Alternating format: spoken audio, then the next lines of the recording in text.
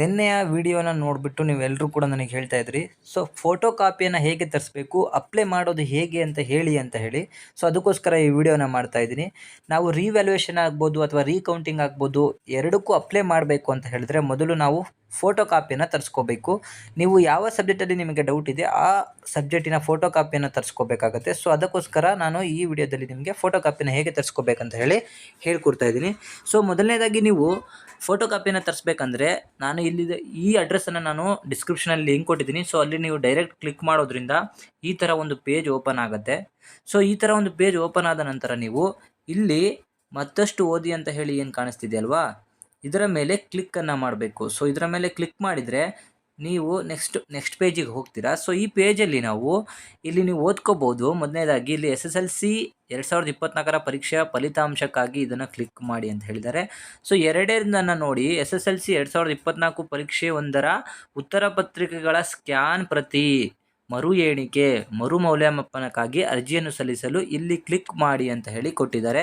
So ನೀವು ಇದರ ಮೇಲೆ ಕ್ಲಿಕ್ ಮಾಡ್ಕೋಬೇಕಾಗತ್ತೆ. ಸೊ ಎರಡನೇ ಆಪ್ಷನ್ ಮೇಲೆ ನೀವು ಕ್ಲಿಕ್ಕನ್ನು ಮಾಡಬೇಕಾಗತ್ತೆ. ಸೊ ನಾನು ಕ್ಲಿಕ್ ಮಾಡ್ತೀನಿ ಎರಡನೇ ಆಪ್ಷನ್ ಮೇಲೆ. ನೋಡಿ ಇಲ್ಲಿ ಡೇಟ್ ಎಲ್ಲ ಕೊಟ್ಟಿದ್ದಾರೆ. ಸೊ ಈ ಥರ ಡೇಟ್ ಎಲ್ಲ ಕೊಟ್ಟಾದಮೇಲೆ ನಿಮಗೆ ಗೊತ್ತಾಯಿತು ಯಾವತ್ತು ಲಾಸ್ಟ್ ಡೇಟ್ ಅಂತ ಹೇಳಿ. ಸೊ ಫೋಟೋ ಕಾಪಿಯನ್ನು ತರಿಸಲಿಕ್ಕೆ 16ನೇ ತಾರೀಕು ಲಾಸ್ಟ್ ಡೇಟ್ ಆಗಿರ್ತದೆ. ಸೊ ದಯವಿಟ್ಟು ನೀವು ಬೇಗ ಅಪ್ಲೈಯನ್ನು ಮಾಡಿಬಿಟ್ಟು ಫೋಟೋ ಕಾಪಿಯನ್ನು ತರಿಸ್ಕೊಂಡು 13ನೇ ತಾರೀಕಿಂದ ನಿಮಗೆ ರಿವ್ಯಾಲ್ಯೂಯೇಷನ್ ಅಥವಾ ರೀಕೌಂಟಿಂಗ್ ಏನಿರುತ್ತೆ ಎರಡೂ ಕೂಡ ಸ್ಟಾರ್ಟ್ ಆಗುತ್ತೆ. ಆವಾಗ ನೀವು ಅದನ್ನು ಅಪ್ಲೈ ಮಾಡ್ಬೋದಾಗತ್ತೆ.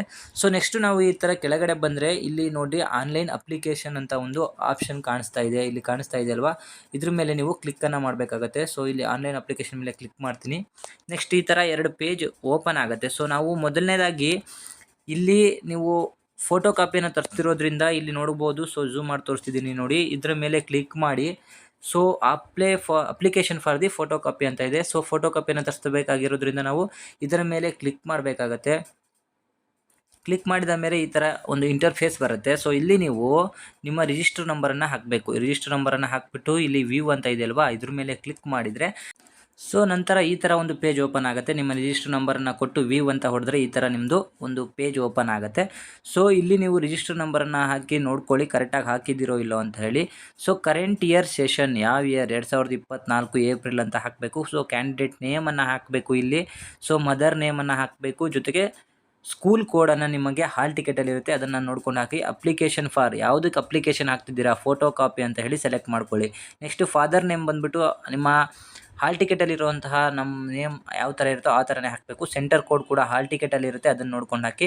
ಟೋಟಲ್ ಮಾರ್ಕ್ಸ್ ಎಷ್ಟು ಬಂದಿದೆ ಅದನ್ನು ಕೂಡ ಇಲ್ಲಿ ಹಾಕಬೇಕು. ಸೊ ಅದೆಲ್ಲ ಆದ ನಂತರ ನೀವು ವ್ಯೂ ಅಂತ ಹೊಡೆದ್ಮೇಲೆ ಇಲ್ಲಿ ಸಬ್ಜೆಕ್ಟ್ಗಳು ಕೆಳಗಡೆ ಬರುತ್ತೆ. ಸೊ ನೆಕ್ಸ್ಟ್ ಅಂತ ಹೊಡೆದ ಕೂಡಲೇ ಸಬ್ಜೆಕ್ಟ್ಗಳು ಬರುತ್ತೆ. ನೀವು ಯಾವ ಸಬ್ಜೆಕ್ಟಿನ ಫೋಟೋ ಕಾಪಿಯನ್ನು ತರಿಸ್ತಾ ಇದ್ದೀವಿ ಅಂತ ಹೇಳಿ. ಸೊ ಎಲ್ಲದ್ರದ್ದು ಮಾರ್ಕ್ಸ್ ಈ ಥರ ಬಂದಿರುತ್ತೆ.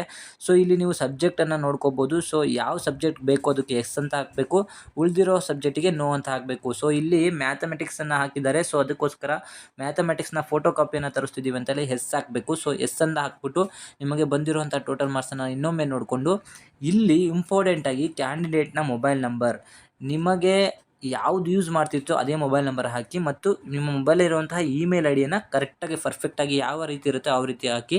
ಹಾಲ್ ಟಿಕೆಟಲ್ಲಿರುವಂತಹ ಅಡ್ರೆಸ್ಸನ್ನು ಇಲ್ಲಿ ಹಾಕಿಬಿಟ್ಟು ನಿಮ್ಮ ತಾಲೂಕು ಮತ್ತು ನಿಮ್ಮ ಪಿನ್ ಕೋಡನ್ನು ಸಬ್ಮಿಟ್ ಮಾಡಿಬಿಟ್ಟು ಜನರೇಟ್ OTP ಮೇಲೆ ಕ್ಲಿಕ್ಕನ್ನು ಮಾಡಿ.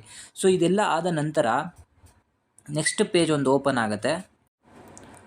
ಸೊ ಆ OTPಯನ್ನು ತಂದು ನೀವು ಇಲ್ಲಿ ಎಂಟರ್ OTP ಅಂತ ಇದೆ ಅಲ್ವಾ, ಇದ್ರ ಮೇಲೆ ಎಂಟರನ್ನು ಮಾಡಿಬಿಟ್ಟು ಸಬ್ಮಿಟ್ ಬಟನ್ ಮೇಲೆ ಕ್ಲಿಕ್ಕನ್ನು ಮಾಡಿ. ಸೊ ಸಬ್ಮಿಟ್ ಬಟನ್ ಮೇಲೆ ಕ್ಲಿಕ್ ಮಾಡಿದ ನಂತರ ಈ ಥರ ಒಂದು ಪೇಜ್ ಓಪನ್ ಆಗುತ್ತೆ. ಈ ಥರ ಒಂದು ಪೇಜ್ ಓಪನ್ ಆದಾಗ ಇಲ್ಲಿ ಅಪ್ಲಿಕೇಶನ್ ನಂಬರ್ ಅಂತ ಹೇಳಿ ಬರುತ್ತೆ. ಈ ನಂಬರನ್ನು ನೀವು ಸೈಡಲ್ಲಿ ಬರೆದಿಟ್ಕೋಬೇಕು, ಯಾಕಂದರೆ ಇದು ಫ್ಯೂಚರಲ್ಲಿ ನಿಮಗೆ ಯಾವಾಗಾದ್ರು ಕೇಳ್ತಾರೆ. ಸೊ ಅದಕ್ಕೋಸ್ಕರ ನಿಮಗೆ ಪೇಪರ್ ಬರೋವರೆಗೂ ಕೂಡ ಅದು ಇಂಪಾರ್ಟೆಂಟ್ ಆಗಿರುತ್ತೆ. ಸೊ ಅದಕ್ಕೋಸ್ಕರ ಈ ನಂಬರನ್ನು ನೀವು ನೋಟ್ ಮಾಡಿ ಇಟ್ಕೋಬೇಕಾಗತ್ತೆ. ಸೊ ಮೇಕ್ ಪೇಮೆಂಟ್ ಅಂತ ಹೇಳಿ ನೆಕ್ಸ್ಟ್ ಆಪ್ಷನ್ ಬರುತ್ತೆ. ಸೊ ಈ ಅಪ್ಲಿಕೇಶನ್ ನಂಬರ ಒಂದು ಬುಕ್ಸಲ್ಲಿ ಬರೆದಿಟ್ಕೊಳ್ಳಿ ಅಥವಾ ಫೋನಲ್ಲಿ ಒಂದು ಸ್ಕ್ರೀನ್ಶಾಟನ್ನು ಹೊಡ್ಕೊಳ್ಳಿ. ನಂತರ ಇದು ಮೇಕ್ ಪೇಮೆಂಟ್ ಅಂತ ಇದೆ ಅಲ್ವಾ, ಇದ್ರ ಮೇಲೆ ನೀವು ಕ್ಲಿಕ್ ಮಾಡಬೇಕಾಗತ್ತೆ. ಸೊ ಕ್ಲಿಕ್ ಮಾಡಿದ ನಂತರ ಈ ಥರ ಒಂದು ಪೇಜ್ ಬರುತ್ತೆ. ಸೊ ಇಲ್ಲಿ ನೀವು ನೋಡ್ಕೋಬೋದು ನಿಮ್ಮ ಅಪ್ಲಿಕೇಶನ್ ನಂಬರ್ ಸರಿಯಾಗಿದೆ ಅಂತ ನೋಡಿಕೊಂಡು ಮೇಕ್ ಪೇಮೆಂಟ್ ಅಂತ ಹೇಳಿ ಕ್ಲಿಕ್ ಮಾಡಿದ ನಂತರ ಈ ಥರ ಒಂದು ಇಂಟರ್ಫೇಸ್ ಓಪನ್ ಆಗುತ್ತೆ. ಸೊ ಇಲ್ಲಿ ನಿಮ್ಮ ಅಪ್ಲಿಕೇಶನ್ ನಂಬರನ್ನು ಹಾಕಬೇಕಾಗತ್ತೆ. ನಂತರ ಕ್ಯಾಶ್ ಪೇಮೆಂಟ್ ಮಾಡಿದ್ದರು ಥ್ರೂ ಚಲನ್ ಮೂಲಕ ಮಾಡಬೇಕು. ಸೊ ಆನ್ಲೈನ್ ಪೇಮೆಂಟ್ ಮಾಡೋದು ನನ್ನ ಪ್ರಕಾರ ಈಸಿ ಅನಿಸುತ್ತೆ. ಸೊ ಅದಕ್ಕೆ ಆನ್ಲೈನ್ ಪೇಮೆಂಟ್ ಅಂತ ಹೊರದ್ಬಿಟ್ಟು ಇಲ್ಲಿ ಸಬ್ಮಿಟ್ ಅಂತ ಹೇಳಿ ಕ್ಲಿಕ್ ಮಾಡಿದರೆ ಆನ್ಲೈನ್ ಪೇಮೆಂಟನ್ನು ಮಾಡ್ಬೋದು. ಅದನ್ನು ಬಿಟ್ಟು ನಾವು ಚಲನ್ ಮುಖಾಂತರ ಮಾಡ್ತೀವಿ ಅಂತ ಹೇಳಿದರೆ ನೆಕ್ಸ್ಟ್ ಪೇಜ್ ಓಪನ್ ಆಗುತ್ತೆ. ಇಲ್ಲಿ ನಿಮ್ಮ ಅಪ್ಲಿಕೇಶನ್ ನಂಬರನ್ನು ಹಾಕಬೇಕು. ನಂತರ ಯಾವ ಬ್ಯಾಂಕ್ನ ಮೂಲಕ ನೀವು ಕಟ್ತಿದ್ದೀರೋ ಆ ಬ್ಯಾಂಕ್ನ ಇಲ್ಲಿ ಸೆಲೆಕ್ಟ್ ಮಾಡಿಕೊಂಡು ಜನರೇಟ್ ಚಲನ್ ಅಂತ ಹೇಳಿ ಹೊಡಿಬೇಕು. ಸೊ ಜನರೇಟ್ ಚಲನ್ ಅಂತ ಹೊಡೆದಾದ ನಂತರ 2 ಚಲನ್ ಓಪನ್ ಆಗುತ್ತೆ. ಸೊ ನಿಮಗೆ ಈ ಥರ ಒಂದು ಚಲನ್ ಓಪನ್ ಆಗುತ್ತೆ. ಈ ಥರ ಚಲನ್ ಓಪನ್ ಆದಮೇಲೆ ಇದರಲ್ಲಿ ಇರುತ್ತೆ ನೋಡಿ, 410 ರೂಪಾಯಿ ಅಂತ ಇದೆ. ಇದ್ರೆ 810 ರೂಪಾಯಿನೋ ಈಗ ಫೀಸ್ ಇದೆ ಅನಿಸುತ್ತೆ ನನ್ನ ಪ್ರಕಾರ. ಸೊ ನೀವು ಆ ಅಮೌಂಟನ್ನು ನೋಡಿಕೊಂಡು ಅದೇ ಬ್ಯಾಂಕಿಗೆ ಹೋಗಿಬಿಟ್ಟು ಲಾಸ್ಟ್ ಡೇಟಿನವರೆಗೆ ಟೈಮ್ ಇರ್ತದೆ, ಅದಕ್ಕೂವರೆಗೂ ಕಾಯಬೇಡಿ. ಬೇಗ ಹೋಗ್ಬಿಟ್ಟು ನಿಮ್ಮ ಬ್ಯಾಂಕಿಗೆ ಹೋಗ್ಬಿಟ್ಟು ನೀವು ಅಲ್ಲಿ ನಿಮ್ಮ ಎಲ್ಲ ಏನು ಕ್ಲೈಂಟ್ ಕೋಡ್ ಇರ್ಬೋದು ಅಥವಾ ಅಪ್ಲಿಕೇಶನ್ ನಂಬರ್ಗಳು ಇರ್ಬೋದು, ಲಾಸ್ಟ್ ಡೇಟ್ ಇರ್ಬೋದು, ಎಲ್ಲನೂ ನೋಡ್ಕೊಂಡು ಹೋಗಿ ಆದಷ್ಟು ಬೇಗ ನೀವು ಇದನ್ನು ಪೇ ಮಾಡಿಬಿಟ್ರೆ ನಿಮ್ಮ ಫೋಟೋ ಕಾಪಿ ನಿಮಗೆ ಸಿಗ್ತದೆ. ಅದಕ್ಕೋಸ್ಕರ ನಾನು ಹೇಳ್ತಿರೋದು ಆನ್ಲೈನ್ ಪೇಮೆಂಟನ್ನು ಮಾಡಿ. ಸೊ ಚಲನ್ ಜನರೇಟ್ ಮಾಡ್ಕೊಳ್ಳೋದು ನಿಮಗೆ ಕಷ್ಟ ಆಗುತ್ತೆ, ಬ್ಯಾಂಕಿಗೆಲ್ಲ ಹೋಗೋದು ಕಷ್ಟ ಆಗುತ್ತೆ. ಯಾರ್ದಾರ್ದು ಫೋನ್ ಆಗಿರ್ಬೋದು ಅಥವಾ ಕಂಪ್ಯೂಟರ್ ಆಗಿರ್ಬೋದು ಅಪ್ಲೈ ಮಾಡೋಕ್ಕೆ ಈಸಿ ಆಗಿರ್ತದೆ. ಸೊ ಅದಕ್ಕೋಸ್ಕರ ಹೇಳ್ತಾ ಇದ್ದೀನಿ, ನೀವು ಹೋಗಿ ಆನ್ಲೈನ್ ಮುಖಾಂತರನೇ ಮಾಡೋದು ನನ್ನ ಪ್ರಕಾರ ತುಂಬ ಈಸಿ ಆದಂತಹ ಒಂದು ಮೆಥಡ್ ಅಂತ ಹೇಳ್ತೀನಿ. ಇದಿಷ್ಟೆಲ್ಲ ಆದಮೇಲೆ ನೀವು ಎಲ್ಲ ಪೇ ಮಾಡಿದಾದಮೇಲೆ ನಿಮಗೆ ಪೇಮೆಂಟ್ ಆದ ನಂತರ ನಿಮಗೆ ಈ ಥರ ಒಂದು ತೋರಿಸುತ್ತೆ ನೋಡಿ, online payment mode does not refresh page, click the button. So ಅದು ಸಕ್ಸಸ್ ಆಗೋ ತನಕ ಪೇಜನ್ನು ಏನು ಮಾಡೋಕ್ಕೆ ಹೋಗಬೇಡಿ. ಅದಾದ ನಂತರ ನೀವೇನು ಮಾಡಬೇಕಂತ ಹೇಳಿದರೆ ಈ ಪೇಜನ್ನು ರಿಫ್ರೆಶನ್ನು ಮಾಡಬೇಕು. ಸೊ ಇಲ್ಲಿ ನಿಮಗೆ ಈ ಥರ ತೋರಿಸುತ್ತೆ, here completes your online application process the photo copy ಅಂತ ಹೇಳಿ.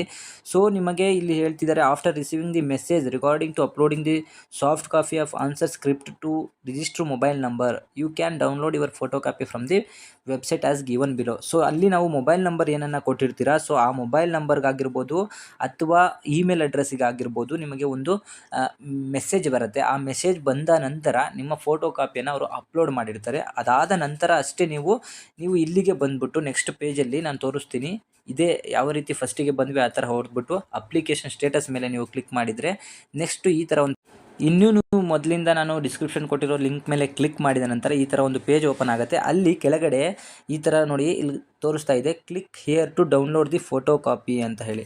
ಸೊ ಇಲ್ಲಿ ಏನು ತೋರಿಸ್ತಾ ಇದೆ ಇದ್ರ ಮೇಲೆ ನೀವು ಕ್ಲಿಕ್ಕನ್ನು ಮಾಡಬೇಕಾಗತ್ತೆ. ಸೊ ಇಲ್ಲಿ ಕ್ಲಿಕ್ ಮಾಡಿದ ನಂತರ ಈ ಥರ ಒಂದು ಇಂಟರ್ಫೇಸ್ ಬರುತ್ತೆ. ಸೊ ಇಂಟರ್ಫೇಸಲ್ಲಿ ನೀವು ನೋಡಿ ಎಂಟರ್ ಯುವರ್ ಅಪ್ಲಿಕೇಶನ್ ಅಂತ ನಂಬರ್ ಅಂತ ಇದೆ. ಸೊ ಇಲ್ಲಿ ನಿಮ್ಮ ಅಪ್ಲಿಕೇಶನ್ ನಂಬರನ್ನು ಹಾಕಿ, ಸೊ ರಿಜಿಸ್ಟ್ರ್ ಮೊಬೈಲ್ ನಂಬರ್ ಅಥವಾ ರಿಜಿಸ್ಟ್ರ್ ನಂಬರ್, ನಿಮ್ಮ ರಿಜಿಸ್ಟ್ರ್ ನಂಬರನ್ನ ಹಾಕಬೇಕು. ಅಪ್ಲಿಕೇಶನ್ ನಂಬರ್ನ ನಾನು ಆಗಲೇ ಬರ್ಕೊಂಡು ಇಟ್ಕೊಳ್ರಿ ಅಂತ ಹೇಳಿದ್ನಲ್ವ, ಆ ಅಪ್ಲಿಕೇಶನ್ ನಂಬರನ್ನು ಮೊದಲನೇ ಪೇಜಲ್ಲಿ ಹಾಕ್ಬಿಟ್ಟು ಇಲ್ಲಿ ಎರಡನೇದರಲ್ಲಿ ನಿಮ್ಮ SLC ರಿಜಿಸ್ಟರ್ ನಂಬರನ್ನು ಹಾಕ್ಬಿಟ್ಟು ಯಾವ ಸಬ್ಜೆಕ್ಟಿಗೆ ನೀವು ಫೋಟೋ ಕಾಪಿಯನ್ನು ತರಿಸಿದ್ರೆ ಆ ಸಬ್ಜೆಕ್ಟ್ ಹೆಸರನ್ನು ಇಲ್ಲಿ ಹಾಕ್ಬಿಟ್ಟು ಇಲ್ಲಿ ಕ್ಯಾಪ್ಚರ್ ಕೋಡ್ ಬಂದಿರ್ತದೆ. ಸೊ ಈ ಕ್ಯಾಪ್ಚರ್ ಕೋಡನ್ನು ನೀವು ಈ ಬಾಕ್ಸಲ್ಲಿ ಬರಿಬೇಕಾಗ್ತದೆ. ಅದೇ ಸೇಮ್ ಹೇಗಿದೆಯೋ ಹಾಗೆ ಬರೆದಾದ ನಂತರ ಜನರೇಟ್ OTP ಮೇಲೆ ಕ್ಲಿಕ್ನ ಮಾಡಿ. ಇಲ್ಲಿ ಗ್ರೀನ್ ಕಲರಲ್ಲಿ ಕಾಣಿಸಿರೋ ಜನರೇಟ್ OTP ಮೇಲೆ ಕ್ಲಿಕ್ನ ಮಾಡಿದ ಮೇಲೆ ನೀವು ಕೆಳಗಡೆ ನೋಡ್ಬೋದು ಡೌನ್ಲೋಡ್ ಫೋಟೋ ಕಾಪಿ ಅಂತ ಇದೆ. ಸೊ ಅದರ ಮೇಲೆ ಕ್ಲಿಕ್ನ ಮಾಡಿ ನಂತರ ನಿಮ್ಮ ಫೋಟೋ ಕಾಪಿ ಅಪ್ಲೋಡ್ ಆಗಿದ್ದರೆ ಇಲ್ಲಿ ತೋರಿಸುತ್ತೆ. ಅಪ್ಲೋಡ್ ಆಗಿಲ್ಲ ಅಂದರೆ ನೀವು ಮೊಬೈಲ್ ನಂಬರ್ಗೆ ಮೆಸೇಜ್ ಬರೋಕ್ಕಿಂತ ಮುಂಚೆ ಚೆಕ್ ಮಾಡಿದರೆ ಈ ಥರ ಒಂದು ಇಂಟರ್ಫೇಸ್ ಬರುತ್ತೆ. ಮೊಬೈಲ್ ನಂಬರ್ಗೆ ಬಂದಾದ ನಂತರ ಇಲ್ಲಿ ನಿಮಗೆ ಫೋಟೋ ಕಾಪಿ ಓಪನ್ ಆಗುತ್ತೆ. ಸೊ ಅದನ್ನು ನೀವು ಡೌನ್ಲೋಡನ್ನು ಮಾಡ್ಕೋಬೇಕು. ಸೊ ರಿಜಿಸ್ಟರ್ ನಂಬರ್ ಹಾಕಿ ಸಬ್ಜೆಕ್ಟನ್ನು ಹಾಕಿ ಕ್ಲಿಕ್ನ ಮಾಡಿದರೆ ಸೊ ನಿಮ್ಮದು ಫೋಟೋ ಕಾಪಿ ಓಪನ್ ಆಗಿಬಿಡುತ್ತೆ. ಸೊ ಈ ಥರ ಒಂದು ಫೋಟೋ ಕಾಪಿ ಡೌನ್ಲೋಡ್ ಮಾಡ್ಕೊಳ್ಳುವಂತಹ ವಿಧಾನ. ನಿಮಗೆ ರೀಟೋಟಲಿಂಗ್ ಅಥವಾ ರಿವ್ಯಾಲ್ಯೂಯೇಷನಿಗೆ 13ನೇ ತಾರೀಕಲ್ಲಿ ಡೇಟ್ ಇದೆ. ಅವತ್ತು ನಿಮಗೇನಾದ್ರು ಡೌಟ್ ಇದ್ದರೆ ಹೇಗೆ ಅಪ್ಲೈ ಮಾಡೋದು ಅಂತ ಹೇಳಿ ಅದಕ್ಕೂ ಕೂಡ ಒಂದು ವಿಡಿಯೋನ ಮಾಡ್ತೀನಿ. ಈ ವಿಡಿಯೋದ ಬಗ್ಗೆ ಫೋಟೋ ಕಾಪಿ ತರಿಸೋದ್ರ ಬಗ್ಗೆ ಏನಾದರೂ ಎಕ್ಸ್ಟ್ರಾ ಡೌಟನ್ನು ಬಂದರೆ ಕಮೆಂಟ್ ಮೂಲಕ ತಿಳಿಸಿ, ತಕ್ಷಣ ರಿಪ್ಲೈನ ಮಾಡಿ ನಿಮಗೆ ಸೊಲ್ಯೂಷನ್ ಕೊಡುವಂಥ ಕೆಲಸವನ್ನು ನಾನು ಮಾಡ್ತೀನಿ. ಹಾಗೆ ಮೊದಲನೇ ಬಾರಿ ನೋಡ್ತಿರೋರು ದಯವಿಟ್ಟು ಚಾನಲ್ನ ಸಬ್ಸ್ಕ್ರೈಬ್ ಮಾಡ್ಕೊಳ್ಳಿ. Thank you.